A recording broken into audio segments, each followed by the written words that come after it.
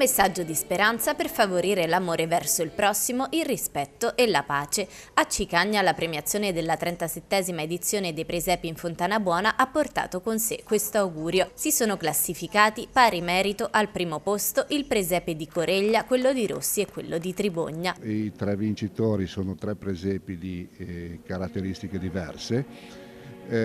Tutti particolari della loro caratteristica, quindi abbiamo cercato di guardare un po' tutti gli aspetti, sia quello religioso, sia l'aspetto della scenografia, sia l'aspetto compositivo, sia l'aspetto dei messaggi che veicolavano. Con il Presepe di Tribogna lo spettatore ha potuto rivivere il mondo contadino di un tempo, scene di una vita domestica, la lavandaia, i giocatori di morra, le donne in balcone, il tutto in grandezza naturale con l'utilizzo di oggetti e arredi originali. Il Presepe di Rossi trae invece spunto da un sogno di Rosetta, emigrata da ragazza in America, che nel sonno rivede i suoi cari, la sua casa e il paese nel giorno di Natale di tanti anni passati. Il Presepe di Coreglia, infine, è dominato dal santuario di Montallegro circondato dai pellegrini. Nell'ambiente locale, rappresentato con l'utilizzo di muschio, scaglie di ardesia ed altri elementi naturali, è ben presente l'acqua, fonte di vita. Tutti i presepi hanno un filo conduttore, o perlomeno quasi tutti hanno un filo conduttore.